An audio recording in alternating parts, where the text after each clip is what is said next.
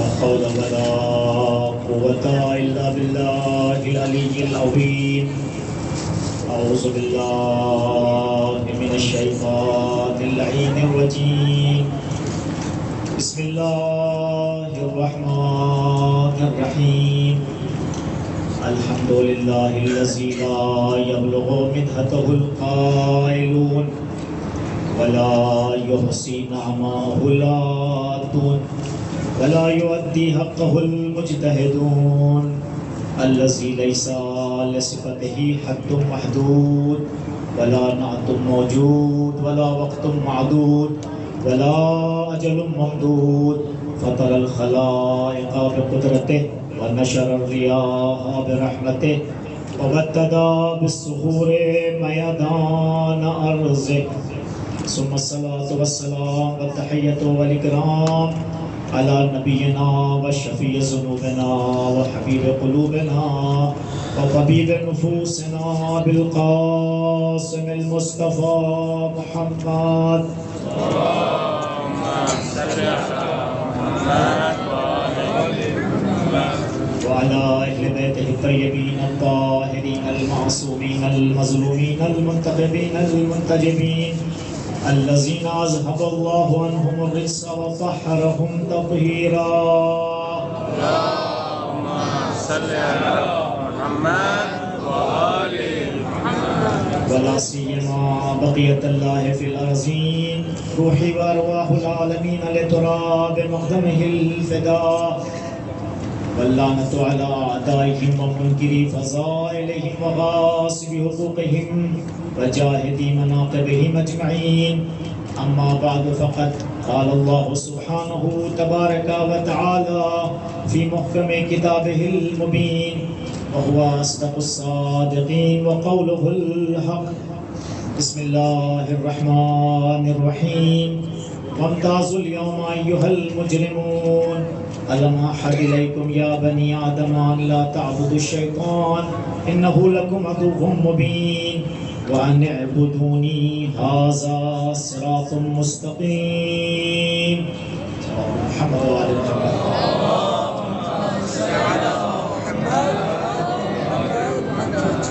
دعائے سلامتی نہ زمانہ. بسم اللہ الرحمن الرحیم. اللهم كن لوليك الحجة ابن الحسن صلواتك عليه وعلى آبائه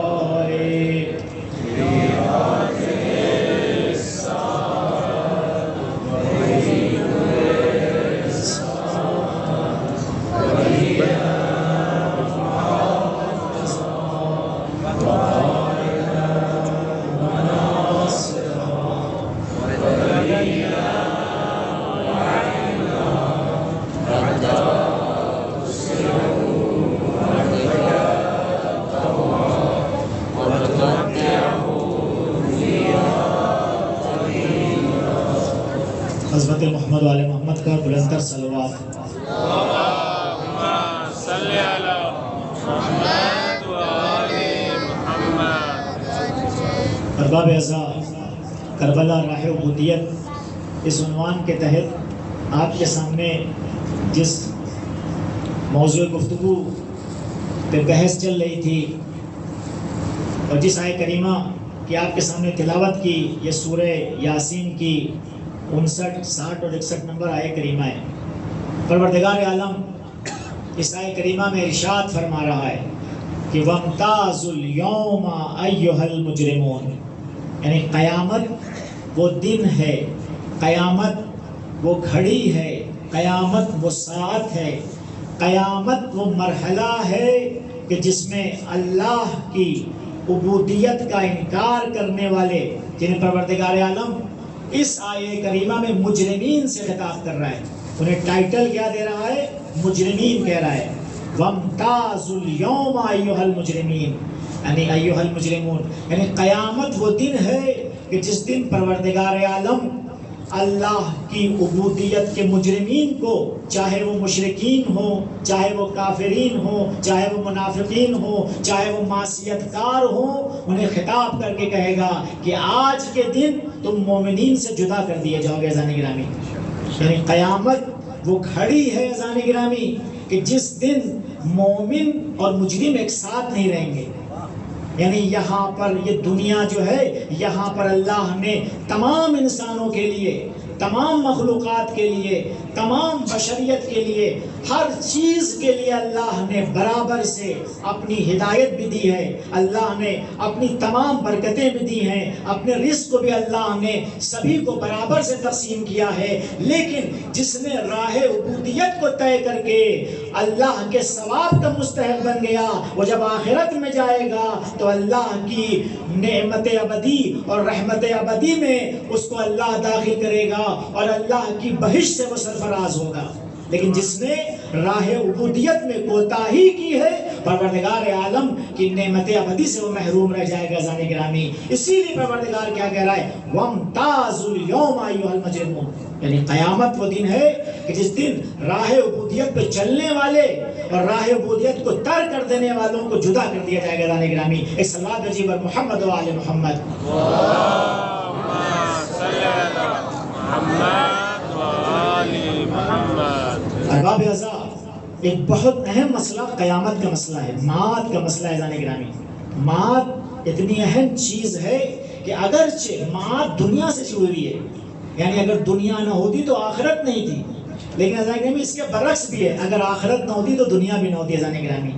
یعنی دنیا کیوں ہے؟ چونکہ آخرت ہے، اور آخرت کیوں ہے؟ چونکہ دنیا ہے۔ لیکن کیسی دنیا ہے؟ کہ دنیا مزرع الآخرہ، اسی دنیا کو آباد کر کے انسان آخرت کو آباد کر سکتا ہے۔ اگر آپ نے دنیا خراب کر لی، اگر ہم نے دنیا کو خراب کر لیا تو آخرت بھی خراب ہو جائے گی، اگر ہم نے دنیا کو سدھار لیا تو آخرت بھی سدھر جائے گی عزیزان گرامی۔ یہ دنیا آخرت کی کھیتی ہے، انسان جو یہاں بوئے گا آخرت میں وہ کاٹے گا۔ اگر نیکیاں بوئی ہیں تو وہاں ثواب ملے گا، اگر بدی بوئی ہے تو وہاں اللہ کے عذاب کو بھگتنا پڑے گا۔ صلوات بھیجیے بر محمد و آل محمد۔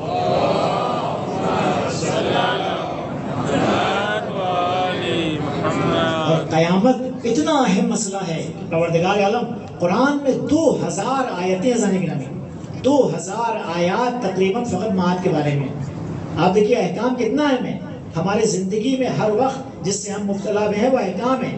ہم حوضے میں جو آتے ہیں سب سے اہم سبجیکٹ ہمارا کیا ہوتا ہے؟ فقہ ہوتا ہے عزیزان گرامی۔ سب سے اہم سبجیکٹ جو ہمیں پڑھایا جاتا ہے حوضے میں وہ فقہ ہے، لیکن اس فقہ میں آیات الاحکام جو ہے عزیزان گرامی 500 فقط ہیں، یعنی 500 آیتیں ہیں جو آیات الاحکام کو بیان کر رہی ہیں کہ ہمیں اس دنیا میں کیا عمل کرنا ہے، لیکن 2000 آیتیں ہیں جو آخرت کو بیان کر رہی ہیں کہ اس دنیا کے بعد آخرت کو کیسا بنانا ہے۔ سبحان اللہ۔ یعنی آخرت کی اتنی اہمیت ہے کہ 2000 آیتوں میں، یعنی 6666 اگر آپ اس تعداد کو مان لیں، چونکہ مختلف اقوال ہیں، حد اقل 6660 سے اوپر آیتیں ہیں۔ قرآن کی ان آیات میں 30 اور 35% آیتیں معاد کے سلسلے دانے گرامی ہیں۔ یعنی پروردگار کی نگاہ میں معاد کا مسئلہ اتنا اہمیت رکھتا ہے کہ پروردگار نے ہمیں عبد بننے اس دنیا میں بھیجا تھا۔ اس عبد بن کے اگر ہم چلے گئے تو ہماری قیامت بھی کیا ہے؟ سرفراز ہے، ہم قیامت میں بھی کامیاب ہے۔ لیکن اگر ہم یہاں عبد نہ بن سکے تو جو عبد نہ بن سکا وہ مجرم بن کے اللہ کی بارگاہ میں جائے گا عزیزان گرامی۔ ایک صلوات بھیجیے بر محمد و آل محمد۔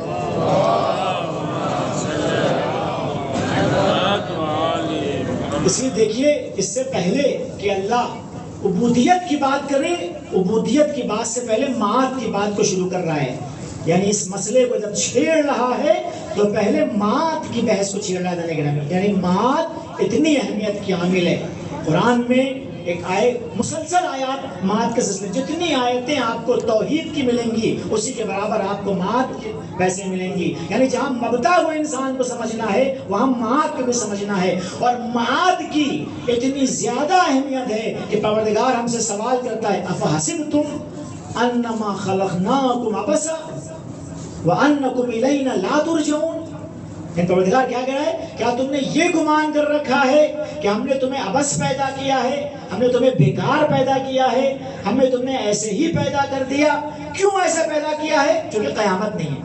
یعنی اگر قیامت نہ ہو تو پروردگار کیا کہہ رہا ہے کہ تمہاری خلقت عبث ہے. اس کا مطلب ہماری خلقت ہدفدار کب بنے گی؟ جب اس دنیا کے بعد قیامت ہو جانے گرامی. اسی لیے پروردگار کیا کہہ رہا ہے کہ افحسبتم انما خلقناکم عبثا وانکم الینا لا ترجعون. کیا تم یہ سمجھتے ہو کہ ہم نے تمہیں عبث پیدا کیا ہے، ہم نے تمہیں بیکار پیدا کیا ہے، ہم نے تمہیں بے فائدہ پیدا کیا ہے؟ یہ بے فائدہ اس وقت ہوتا، یہ بیکار اس وقت ہوتا، یہ بے ہدف اس وقت ہوتا جبکہ اس دنیا کے بعد کوئی قیامت نہ ہوتی. لیکن چونکہ قیامت ہے اس لیے دنیا بھی ہدفدار ہے جانے گرامی.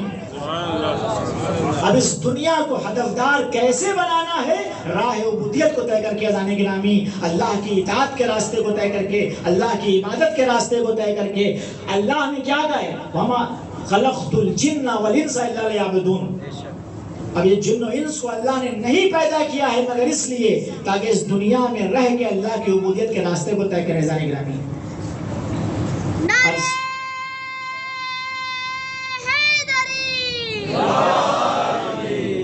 ارسلنا رسلنا وانزلنا معهم الآیات وانزلنا معهم البینات والمیزان لیقوم الناس بالقسط.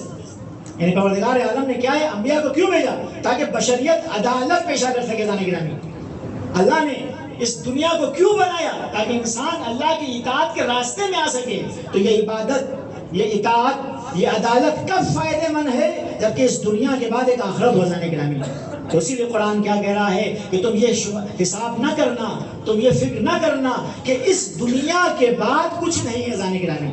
سب سے بڑی مشکل آج بشریت کی یہی ہے جانے گرامی کہ انسان نے جب آخرت کو بھلا دیا تو پھر اس آخرت کو بھلانے کے نتیجے میں انسان ظلم کرنے لگا. اس آخرت کو بھلانے کے نتیجے میں اللہ کی عبادت سے دور ہو گیا. جب اللہ نگاہوں میں نہیں ہوگا، ابدیت سے دور ہونے کی ایک سب سے بڑی دلیل کیا ہے کہ انسان نے تصور معاد کو بھلا دیا جانے گرامی. یعنی آج جو ہم اور آپ ابدیت سے دور ہوتے ہیں، اللہ کی اطاعت سے دور ہوتے ہیں، عدالت پیشہ نہیں کرتے. یہ عدالت کیوں نہیں کرتے؟ کیونکہ ہمیں پتا ہے کہ آخرت نہیں ہے جانے گرامی. آج میٹریلسٹک مادی فکر کیوں ظلم کرتی ہے جانے گرامی؟ آج یہ امریکہ کیوں ظلم کر رہا ہے؟ چونکہ اسے ماد پہ اعتقاد نہیں جانے گرامی. ہم اور آپ اگر کسی کا مال چھینتے ہیں تو کیوں چھینتے ہیں؟ چونکہ ہمیں پتا ہے کچھ نہیں ہوگا آخر میں جانے گرامی. تو جس نے بھی جانے گرامی معاد کے تصور کو ہلکا کر دیا، معاد کے تصور کو کمرم کر دیا، ہر وہ انسان جو اپنی زندگی میں معاد باوری، معاد پر اعتماد، معاد پر یقین، قیامت کا یقین جس کا جتنا کم ہوتا چلا گیا وہ ابدیت کے راستے سے اتنا ہٹتا چلا گیا جانے گرامی. تو اب اسی لیے پروردگار عالم جب ابدیت کے مسئلے کو چھیڑ رہا ہے تو اس سے پہلے کہ اللہ کی عبودیت کا ہم سے سوال کیا جائے، اللہ کی عبودیت کے بارے میں ہم سے درخواست کی جائے، پروردگار پہلے مسئلے معاد کو چھیڑ رہا ہے. چونکہ وہ انسان اس وقت تک اب بندھ ہی نہیں سکتا جب تک معاد پہ اس کو اعتبار نہ ہو، معاد کا یقین نہ ہو. جب اللہ پہ یقین ہوگا کہ اس دنیا کے بعد ایک آخرت بھی ہے تو انسان بندوں کے ساتھ انصاف سے پیش آئے گا، پڑوسی کے ساتھ انصاف سے پیش آئے گا، اپنے دوست کے ساتھ انصاف سے پیش آئے گا، دوسرے پہ ظلم نہیں کرے گا، دوسرے کا خیال رکھے گا. کہ دوسرے کا خیال کیوں نہیں ہو رہا ہے؟ چونکہ ہم جانتے ہیں کہ اس کے بعد کچھ نہیں ہوتا. انسان نمازیں کیوں چھوڑ رہا ہے؟ اس کو پتا ہے نماز صحیح ہے لیکن اس لیے نماز چھوڑ رہا ہے کہ اس کا یقین ہے قیامت پہ کا میدان گرامی. تو یہ قیامت اتنی ہے میدان گرامی، اسی لیے قرآن کی 2000 آیتوں میں اللہ نے قیامت کا ذکر کیا میدان گرامی. قیامت اتنی ہے میدان گرامی. اور آج بشریت کی مشکلات کی وجہ کیا ہے کہ بشریت معاد کے تصور سے دور ہو گئی جانے گرامی. ایک سلوات بچی پر محمد و آل محمد. صلی علی محمد و آل محمد. اگر عبد بننا ہے، اللہ کی اطاعت کی کڑیوں میں انسان کو پیوست ہونا ہے، اگر اللہ کے بتائے ہوئے مقاصد اور اہداف کے تحت چلنا ہے تو انسان کو عبد بننا پڑے گا، اور عبد بننے کے لیے سب سے اہم بات کیا ہے؟ پہلے اللہ کی معاد کو یقین کرنا پڑے گا کہ اگر ہم نے جو یہ یہاں کیا اس کا جا کے وہاں جزا ملے گی، یا یہاں کے جانے کے بعد ہمیں عذاب ملے گا۔ گرامی، جس کی معاد جتنی ضعیف ہوگی اس کی عبدیت اتنی ضعیف ہوتی چلی جائے گی۔ صلوات بھیجیے بر محمد و آل محمد۔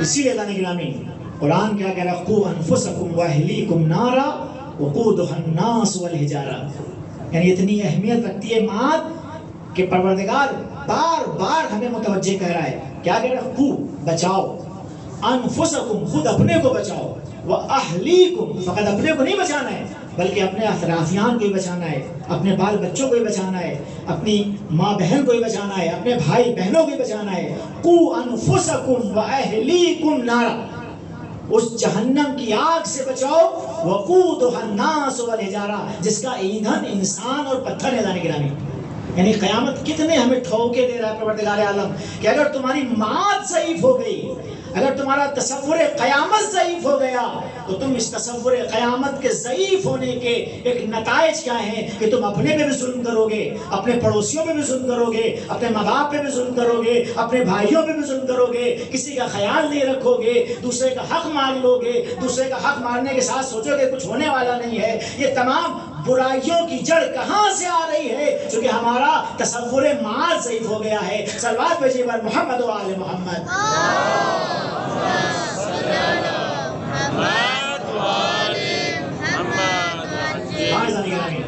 کل جس موضوع کے تحت آپ کو لے کے چلا تھا، بس اس میں ایک اشارہ اور اس کے بعد آج کی مناسبت سے کچھ باتیں ادانے گرامی۔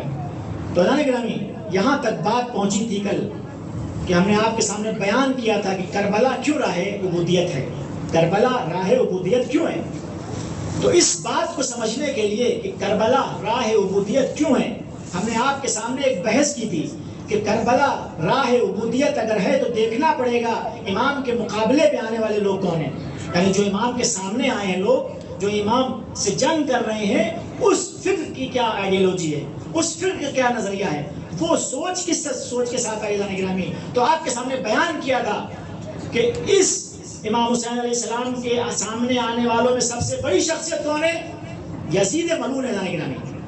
اور یزید ملعون نے اپنی بے دینی کا اعلان اپنے عمل سے تو کیا ہی ہے، اپنے اقوال سے بھی کیا ہے، اپنے اشعار سے بھی کیا ہے، اور بار بار کبھی دین کو مٹانے کی باتیں کی ہیں، کبھی رسالت کو مٹانے کی باتیں کی ہیں، کبھی وحی کا انکار کیا ہے، کبھی قرآن کا انکار کیا جانے گرامی۔ تو اس کا مطلب جو امام حسین علیہ السلام کے سامنے آیا ہے وہ دین مٹانے کے لیے آیا جانے گرامی، نعرے تکبیر کو مٹانے کے لیے آیا ہے، نعرے رسالت کو مٹانے کے لیے آیا ہے، غدیر کو بھلانے کے لیے آیا ہے جانے گرامی۔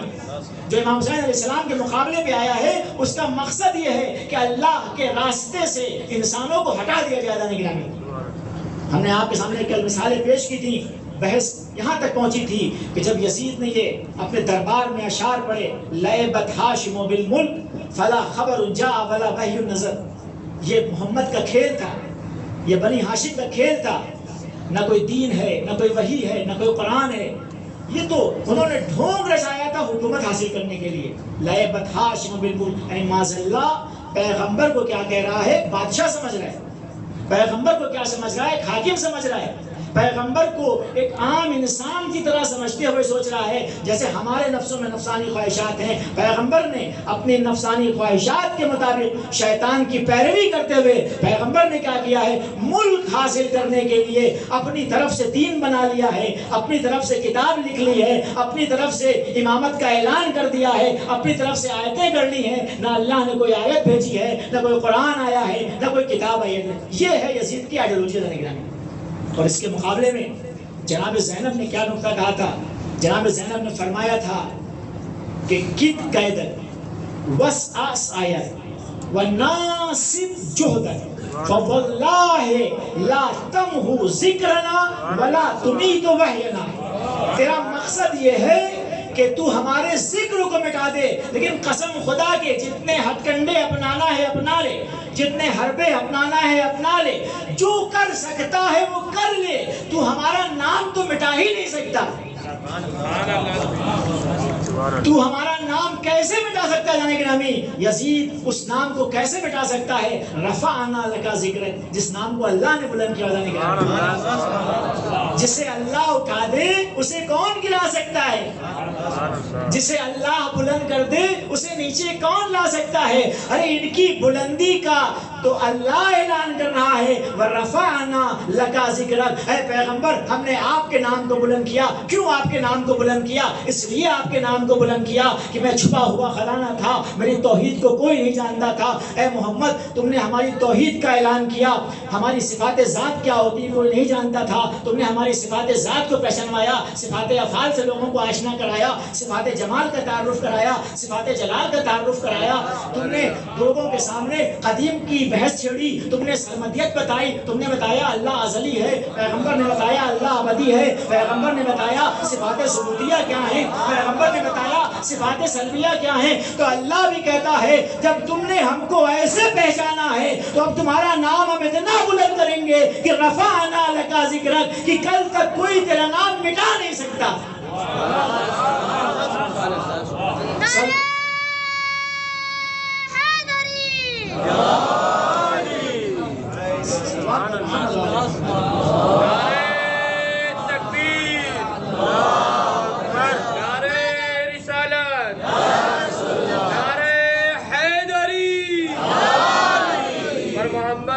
محمد برندر صلوات۔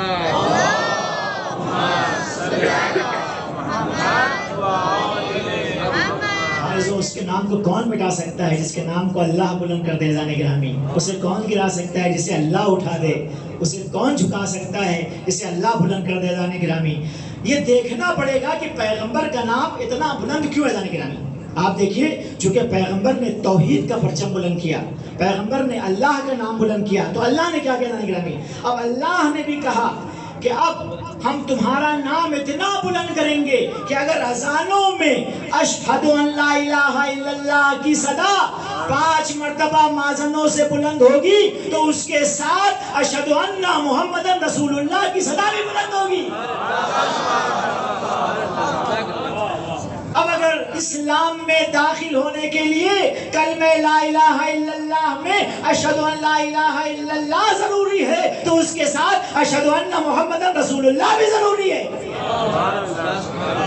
اب اگر تشہد میں نماز کے آخر میں تشہد میں اگر اشہد ان لا الہ الا اللہ ضروری ہے تو اشہد ان محمد عبدہ و رسولہ بھی ضروری ہے۔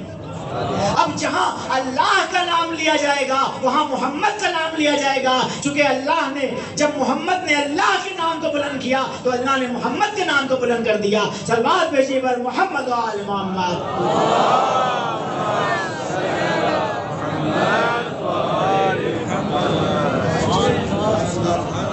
اللہ نے اسلام کو جاننے کے لیے کتنا بلند کیا۔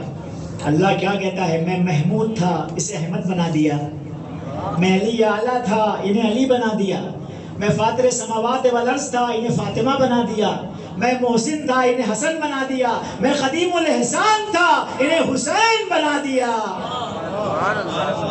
صلوات پر محمد و آل محمد۔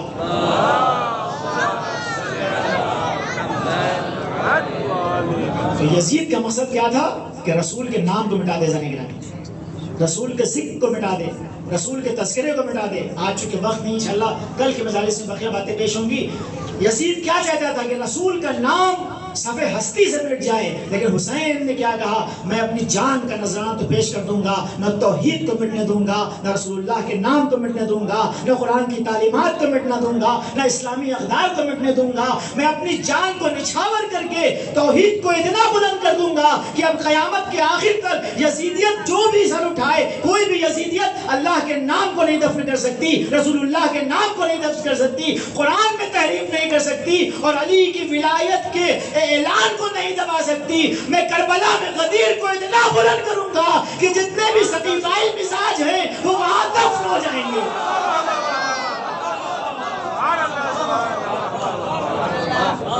صلوات پر محمد و آل محمد۔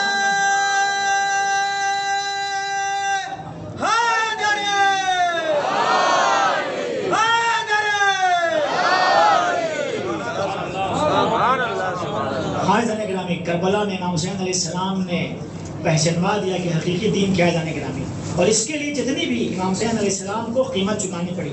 ہاں جانے گرامی، آج چونکہ ایک فقیہ کا ذکر ہے، میں چاہتا ہوں کہ آخر میں چونکہ بہت اہم مسئلہ ہے، ہم حوزے میں اس فقاہت پہ تھوڑا آپ کے سامنے روشنی ڈال کے پھر ربطے مسائل بتانے گرامی۔ دیکھیے جانے گرامی، فقاہت فقیہ نکلا ہے، فقاہت نکلا ہے فقیہ سے۔ فقہا کا جو روٹ ورڈ ہے، جو لفظ ہے، اس کے معنی ہے گہرائی سے دین کو سمجھنا۔ تو فقہ کیا معنی؟ گہرائی سے دین کو سمجھنا۔ تو اب ہمارے یہاں یہ ایک اصطلاح بن گئی ہے فقط احکام کے لیے، یعنی عقائد اور اخلاق کے مقابلے میں احکام کو، ورنہ جو لفظ ہے، جو لغت ہے، اس میں فقہ کے معنی ہے گہرائی سے دین کو سمجھنا۔ تو گہرائی سے دین کو سمجھنا اتنی اہمیت رکھتا ہے کہ ہمارے اور آپ کے امام مولا امام جعفر صادق علیہ السلام ارشاد فرماتے ہیں،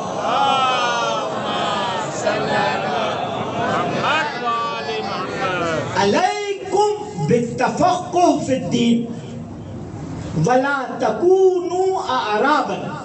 یعنی امام دیکھیے غور کیجئے گا، امام کیا کہتے ہیں کہ تم پہ واجب ہے، تم پہ ضروری ہے، تم پہ لازم ہے کہ دین میں گہری سمجھ پیدا کرو۔ وَلَا تَكُونُوا عَرَابًا، اور عراب نہ ہو جاؤ۔ عراب کیا جانے گرامی؟ دیکھیے ایک لفظ ہے عرب، ایک لفظ ہے عراب۔ عراب اس کی جمع نہیں ہے، بلکہ عرب کے الگ معنی ہے، عراب کے الگ معنی ہے۔ عرب بھی اس میں جمع ہے، اس کی مفرد بنتی ہے یا لگانے سے عربی۔ عرب یعنی تمام عرب، عربی یعنی ایک عرب۔ عراب بھی اس میں جمع ہے، اس کی بھی مفرد بنتی ہے یا لگانے سے، عربی یعنی ایک عربی، عرب یعنی تمام عرب۔ تو عرب یعنی وہ قوم جو عجم کے مقابلے میں جانے گرامی۔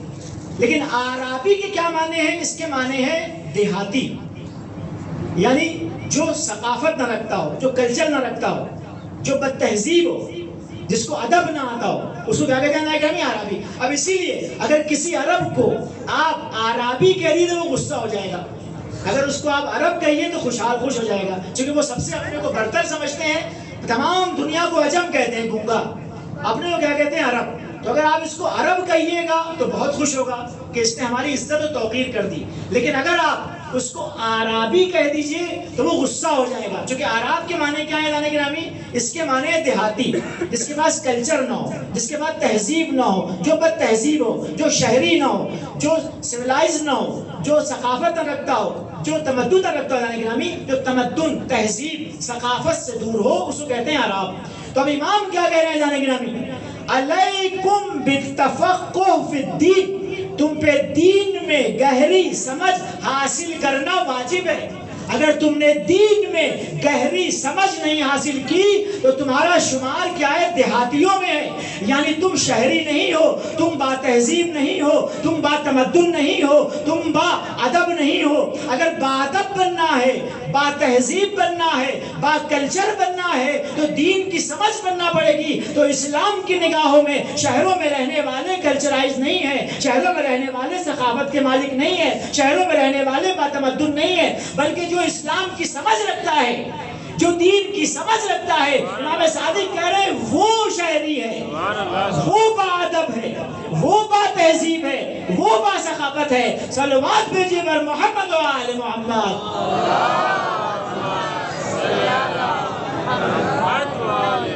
تو با ادب کون ہے اسلام کی نگاہ میں؟ جو دین شناس ہے جانے گرامی۔ اگر دین نہیں آتا ہے تو اسلام کی نگاہ میں جسے دین نہیں آتا ہے وہ عربی ہے، یعنی دیہاتی ہے۔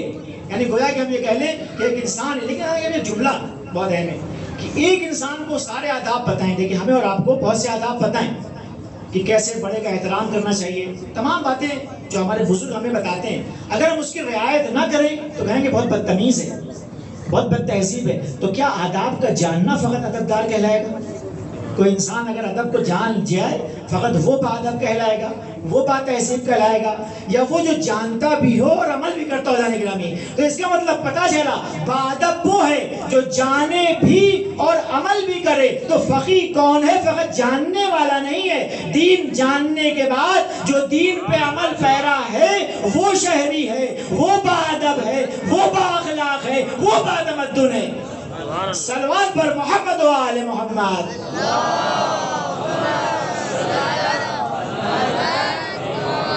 فرزان اکرامی یہ فقاہت اتنی اہم ہے کہ ہم دیکھتے ہیں کہ پروردگار بھی کہہ رہا ہے کہ لولا فلولا نفر من كل فرقة منهم طائفة ليتفقهوا في الدين ولينذروا قومهم إذا رجعوا إليهم. قرآن کیا کہہ رہا ہے؟ امام صادق علیہ السلام کی حدیث کیا کہہ رہی ہے کہ سب پہ دین کی سمجھ گہرائی سے دین کو جاننا واجب ہے. پھر قرآن کیا کہہ رہا ہے؟ اگر سب نہیں نکل سکتے تو ہر گروہ میں سے کچھ لوگ کیوں نہیں نکلتے ہیں تاکہ وہ دین کی گہری سمجھ حاصل کریں اور واپس آ کے اپنی قوم کو ڈرائیں. جانے گرامی اب آپ دیکھیے اس کا مطلب یہ دین شناس بننا اسلام کی نگاہ میں بڑی اہمیت رکھتا ہے اور اتنی اہمیت رکھتا ہے کہ اگر ہم دین شناس نہ بن سکے تو اس کا بھی رائے حل امام نے پیش کیا ہے. کیا پیش کیا ہے کہ من کان من الفقہاء سائنا لنفسه حافظا لدینہ مطیعا لامر مولا فللعوام ان یقلدوا. جانے گرامی تم پہ واجب تھا کہ تم دین شناس بنتے, دین کی سمجھ پیدا کرتے. اگر تم دین کی سمجھ حاصل نہ کر سکے, تم دین شناس نہ بن سکے, تب بھی گھبرانا نہیں. اللہ نے دین تک پہنچنے کا ایک راستہ رکھ دیا ہے جس کا نام ہے فقیہ کی تقلید ہے. جانے گرامی لیکن اس فقیہ میں چند شرائط رکھتی ہیں. 4 شرطیں بیان ہوئی امام حسن عسکری اسلام کے ذریعے جانے گرامی. من کان من الفقہاء سائنا لنفسه. پہلی شرط کیا ہے جانے گرامی کہ اپنے نفس کی حفاظت کرنے والا ہو. دوسری کیا ہے من کا حافظا لدینہ, یعنی دین کی حفاظت اس کا مقصد ہو. یہ نہ ہو کہ اپنی شخصیت کے لیے, اپنے مکتب کے لیے, اپنے لوگوں کے لیے, اپنے علاقے کے لیے, اس کا مقصد کیا ہو اللہ کے دین کی بنیادوں کو مضبوط کرنا جائے گا.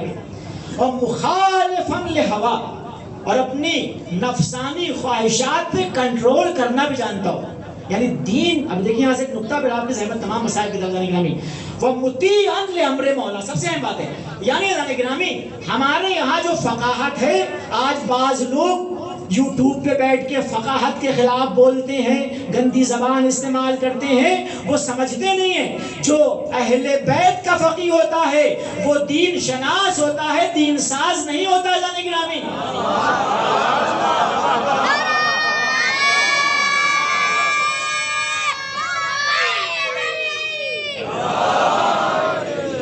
ہمارے اجتہاد اور ان کے اجتہاد میں یہی فرق ہے. خالی اجتہاد کا نام لے کے لوگوں کو بیوقوف نہیں بنایا جا سکتا. ہمارے اجتہاد کی پہلی شرط کیا ہے؟ مطیعا لامر مولا, اپنے مولا کے امر کا مطیع ہے. یعنی جو مولا نے کہہ دیا ہے وہی بیان کرے گا. دین گڑھنے کا نام اجتہاد نہیں ہے, دین بتانے کا نام اجتہاد ہے. جانے گرامی اہل بیت سے جو دور ہو گئے ان کے یہاں دین قیاس میں پڑ گیا, سد ذرائع میں پڑ گیا, استحسان کے ذریعے دین حاصل ہو گیا. یعنی دین نفسانی خواہشات سے دین سازی کا نام دین رکھ لیا, سد ذرائع سے دین حاصل کیا, مصالح مرسلہ سے دین حاصل کر رہے ہیں, قیاس سے دین حاصل کر رہے ہیں. لیکن مکتب اہل بیت میں قیاس کا نام اجتہاد نہیں ہے, قیاس کا نام فقاہت نہیں ہے. مکتب اہل بیت میں فقاہت نام ہے دین کو استنباط کر کے اللہ کے دین کو بیان کرنا. تو ان کے یہاں اجتہاد نام ہے قیاس کا, ہمارے یہاں اجتہاد نام ہے استنباط کا. ان کے یہاں اجتہاد نام ہے دین سازی کا, ہمارے یہاں اجتہاد نام ہے دین فہمی کا. تو اب لوگوں کو بیوقوف نہ بنائیں کہ یہ جو فقہا ہیں یہ دین کے قلعے ہیں, یہ دین کے محافظ ہیں. ان کے خلاف گندی زبان بولنے والے خود دشمن کے اعلی کار تو ہو سکتے ہیں, دین کے حامی نہیں ہو سکتے.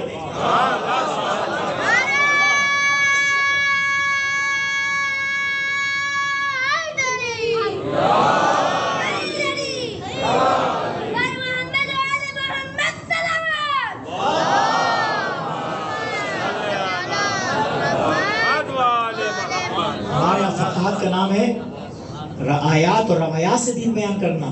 قیاس سے دین بیان کرنے کا نام فقاہت نہیں ہے, اپنی نفسانی خواہشات سے دین بیان کرنے کا نام اجتہاد نہیں ہے, اپنی طرف سے دین بیان کرنے کا نام دین نہیں ہے. بلکہ شرط ہے جانے گرامی کہ وہ شخص اتنا باتقویٰ ہو کہ ایک حکم الہی کو بیان کرنے میں ذرا سے بھی اپنی نفسانی خواہشات اس میں شامل نہ ہونے پائے. اگر ذرا سے بھی نفسانی خواہشات شامل ہو گئی تو اس کا ٹھکانہ بھی ایسے ہی جانے گرامی جیسے ان دین سازوں کا ہے. ہماری روایتیں کہ اگر کسی نے اپنی طرف سے دین سازی کر دی تو جیسے ان دین سازوں کا انجام ہوگا جو امام صادق سے دور ہو گئے، کہیں ابو حنیفہ بن گئے، کہیں حنبل بن گئے، کہیں مالکی بن گئے، کہیں شافعی بن گئے۔ ان کی مشکل کیا تھی؟ اہل بیت سے جب دور ہوئے تو اللہ سے بھی دور ہو گئے، احکام الہی سے بھی دور ہو گئے، قرآن سے بھی دور ہو گئے، روایات سے بھی دور ہو گئے۔ اہل بیت سے جب دور ہوئے تو جو دین سازی کے علاوہ ان کے پاس کوئی مسئلہ نہ بچا، کوئی حل نہ بچا، تو وہ دین سازی کرنے لگے۔ لیکن ہمیں جو اہل بیت نے سکھایا ہے، کبھی حبیب ابن مظاہر کو فقیہ کہہ رہے ہیں، کبھی زرارہ کو فقیہ کہہ رہے ہیں، کبھی محمد ابن مسلم کو فقیہ کہہ رہے ہیں۔ اور امامت نے اس دور حضور میں ان فقاہت کی، ان فقیہوں کی، ان فقہا کی تربیت کی ہے کہ جب دور غیبت آئے تو یہ اجتہاد کا سسٹم دین کے نظام کو لے کے آگے بڑھے۔ صلوات بھیجے بر محمد و آل محمد۔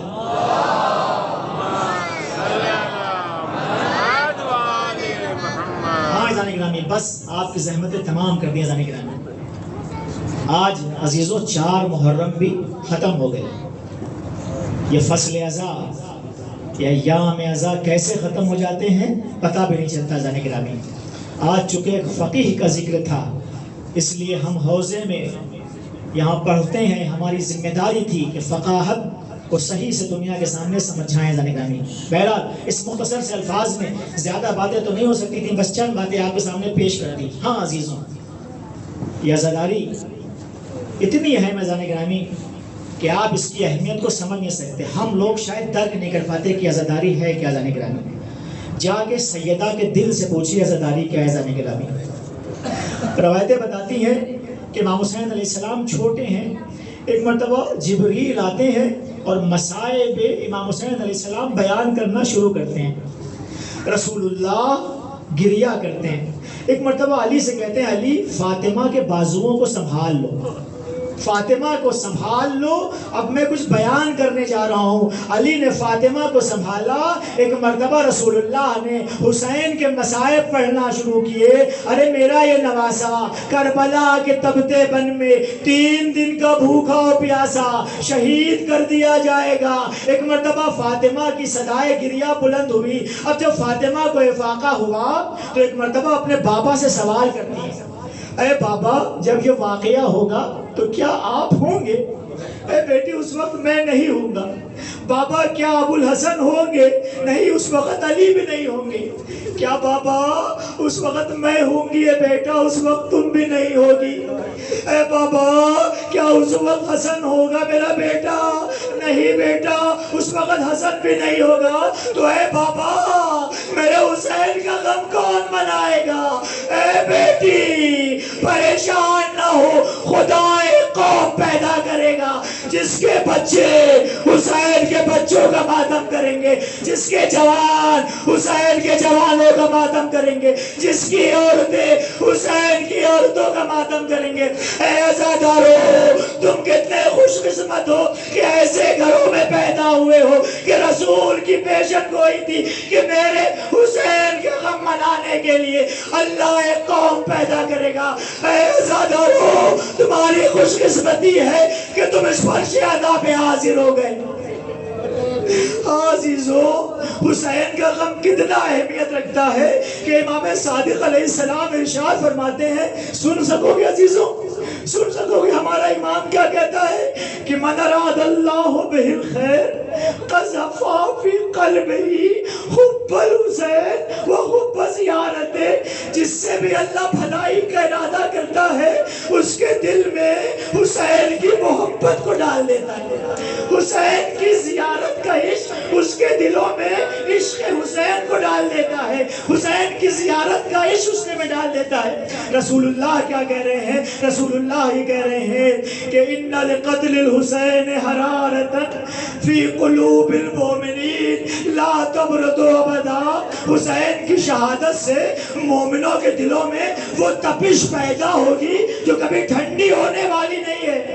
عزیزو آپ کا قلب وہ قلب ہے کہ جہاں حسین کا غم موجے مار رہا ہے۔ ہاں عزیزو آج 4 محرم ہو گئے، بی بی اپنے لال کے رونے والے والوں کے آنسوؤں کو لینے کے لیے فرش ازا پہ رومال ازا لے کے آتی ہیں، ان کا رومال خالی نہ جائزہ لو، ایسے گریا کرو جیسے ایک ماں اپنے جوان پہ گریا کرتی ہے۔ ہاں عزیزوں، روایتیں بتاتی ہیں کہ جب کربلا کے میدان میں فوج عدو دستے پہ دستے آنے لگے، کبھی شمر ایک دستہ لے کے آتا ہے، کبھی خولی ایک دستہ لے کے آتا ہے، کبھی عمر سعد ایک دستہ لے کے آتا ہے۔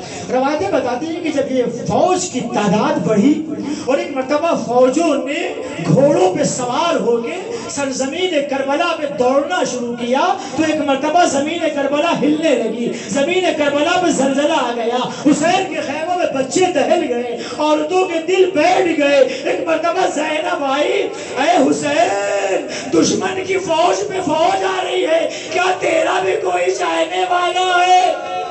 حسین نے کہا، اے زینب گھبراؤ نہیں، میں نے بھی خط لکھ دیا ہے، میرا بچپن کا ساتھی حبیب میری مدد کو آتا ہوگا۔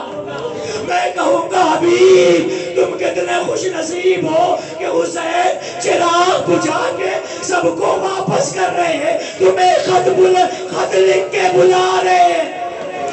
حبیب تم کتنے خوش قسمت ہو کہ مولا حسین تمہیں کربلا میں خط لکھ کے بلا رہے ہیں۔ آج روایتیں بتاتی ہیں کہ حبیب اپنی زوجہ کے ساتھ دسترخوان پہ بیٹھے ہیں کہ ایک مرتبہ دق الباب ہوتا ہے دروازہ، دروازے پہ جیسے ہی دق الباب ہوا ایک مرتبہ حبیب نے کہا کون ہے؟ آنے والے نے کہا نا برید الحسین۔ اور جیسے ہی اس لفظ کو سنا حبیب کا خوشی کا عالم نہ رہا، دروازے پہ آئے، خط کو لیا، فوراً کھولا، دیکھا اس میں لکھا ہوا تھا من الحسین الغریب الى رجل فقیر۔ ارے حسین غریب جو کربل کے میدان میں حسین کا زہرا کا لال کربلا کے میدان میں نرغے آدھا میں گر گیا ہے، اے حبیب جلدی مدد کو دوڑو۔ اور حبیب نے اپنے مولا کی تحریر کو دیکھا، آنکھوں سے لگایا، یا تحریر کو چوما، سر پہ رکھا، ایک مرتبہ اندر آئے، زوجہ نے کہا حبیب خیر تو ہے کہ دیر کیوں ہو گئی؟ ایک مرتبہ حبیب نے کہا اے زوجہ حسین کا قاصد آیا تھا، حسین نے مدد کے لیے بلایا، اے حبیب تمہارا کیا ارادہ ہے؟ اب دیکھیں خاتون انسان کو جنت پہ لے جا سکتی ہے اور جہنم پہ لے جا سکتی ہے۔ ایک مومنہ کا کیا کردار ہوتا ہے گھر میں، اس پہ آپ غور کیجئے گا۔ ایک مرتبہ حبیب کہتے ہیں کہ اے مومنہ حسین نے ہمیں اپنی مدد کے لیے بلایا ہے، لیکن میں سوچتا ہوں کہ اگر میں چلا گیا تو شہید ہو جاؤں گا، پھر میرے بعد تیرا کیا ہوگا؟ تیرا کوئی پرسان حال نہیں ہے، میں چاہتا ہوں کہ نہ جاؤں۔ ایک مرتبہ مومنہ کو جوش آ گیا، اے حبیب زہرا کا لال تمہیں مدد کو بلائے اور تم مدد کو نہ جاؤ، کل رسول اللہ کو کیا منہ دکھاؤ گے؟ اے حبیب اگر تم جانا نہیں چاہتے تو لو میری چادر اوڑھ کے بیٹھ جاؤ، میں حسین کی مدد کو جاؤں گی۔ عزیزو جب زوجہ کا یہ جوش ایمانی حبیب نے دیکھا تو ایک مرتبہ حبیب نے کہا زوجہ میں تو تیرا امتحان لے رہا تھا، ارے حسین مدد کو بلائے اور حبیب نہ جائے۔ روایتیں بتاتی ہے کہ ایک مرتبہ حبیب سامان سفر کی آمادگی کے لیے بازار گئے۔ اب جو حبیب بازار کوفہ میں گئے تو کیا دیکھا، کئی تلواروں پہ سیکل ہو رہی ہے، کئی نیزوں کی دھاریں تیز کی جا رہی ہے۔ ایک مرتبہ حبیب کی نگاہ مسلم پہ پڑ گئی، اے مسلم خیر تو ہے؟ ہاں میں یہاں خضاب لینے آیا تھا۔ مسلم تم خضاب لے رہے ہو؟ زہرا کا لال کربلا کے بن میں بھوکا اور پیاسا نرغے آدھا میں گر گیا ہے۔ ارے جیسے ہی مسلم نے یہ سنا اس خضاب کو بیکا، اے حبیب اب یہ داڑھی حسین کی نصرت میں خون سے سرخ ہوگی۔ روایتیں بتاتی ہیں کہ حبیب نے اپنے غلام کو ایک مرتبہ گھوڑے کے ساتھ کوفے کے باہر بھیج دیا، چونکہ کوفے کے حالات اچھے نہیں ہیں، حالات خراب ہیں، چاروں طرف دشمن کی فوجیں ہیں۔ ایک مرتبہ حبیب نے اپنے غلام سے کہا جاؤ فلاں مقام پر گھوڑے کو لے کے کھڑے ہو جاؤ، میں بچتا بچتا آتا ہوں۔ روایتیں بتاتی ہیں کہ جب حبیب کو جانے میں تاخیر ہوئی تو ایک مرتبہ حبیب جب تاخیر سے پہنچے تو حبیب نے کیا دیکھا؟ وہ بے زبان گھوڑا زاروں قطار رو رہا ہے، گھوڑے کی آنکھوں سے آنسو جاری ہے، تڑپ رہا ہے۔ غلام اس گھوڑے کو سمجھا رہا ہے، اے راہوان، اگر میرا آقا نہ آیا تو میں تیری پشت پہ سوار ہو کے زہرا کی لال کی مدد کے لیے جاؤں گا۔ ارے حبیب نے جب یہ دیکھا سر پیٹ لیا، ہائے حسین پہ کیا وقت آ گیا ہے کہ غلام بھی جان دینے کو تیار ہے۔ بعض روایتیں بتاتی ہیں کہ ایک مرتبہ جہاں فوج اشقیا ہزار 5,000 کے لشکر آ رہے ہیں، ایک مرتبہ کوفے کی طرف سے ایک دھول اٹھتی ہے۔ حسین کے اصحاب سمجھے کہ اب لگتا ہے دوبارہ کوئی دوسرا لشکر آ رہا ہے۔ روایتیں بتاتی ہیں کہ جب دھول چھٹی تو سب نے کیا دیکھا؟ لشکر تو نہیں ہے، ایک یکو تنہا انسان چلا آ رہا ہے۔ حسین نے کہا آگے بڑھو، میرا بچپن کا ساتھی حبیب آ گیا۔ ہائے حبیب، تم اکیلے آئے لیکن حسین کی نصرت کو اس کربلا کے بن میں کوئی آنے والا تو کہلائے۔ حبیب اکیلے حسین کی مدد کو آئے۔ ارے حسین کے خیمے میں خوشی کی لہر دوڑ گئی، اصحاب نے تکبیر کی آوازیں بلند کی۔ اب جو خیال ہے حسینی میں تکبیر کی آوازیں گئی۔ ایک مرتبہ زینب نے کہا اے فضہ دیکھو کیا لشکروں نے حملہ کر دیا ہے۔ ایک مرتبہ فضہ جب باہر آئی تو کیا دیکھا؟ حسین کے بچپن کا ساتھی حبیب آیا ہے۔ ایک مرتبہ زینب سے جا کے کہتی ہے اے بی بی مبارک ہو، حسین کا بھی کوئی ناصر آ گیا۔ ارے زینب نے جیسے ہی یہ سنا کہا اے فضہ میرا سلام حبیب کو پہنچا دو۔ فضہ آئی، اے حبیب تو کتنا خوش قسمت ہے، زہرا کی جائی زینب تجھ کو سلام کہہ رہی ہے۔ ارے جیسے ہی حبیب نے یہ سنا اپنے سر کو پیٹ لیا، ہائے آل محمد پہ یہ گھڑی آ گئی ہے کہ زہرا کی بیٹیاں مجھ غلاموں کو سلام کہلائے۔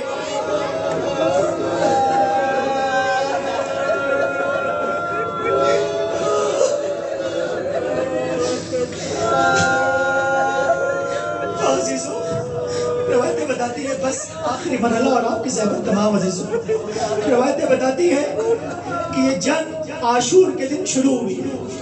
صبح سے جو جا رہا ہے وہ واپس نہیں آ رہا ہے، مولا حسین اس کے جنازے کو لے کے آ رہے ہیں۔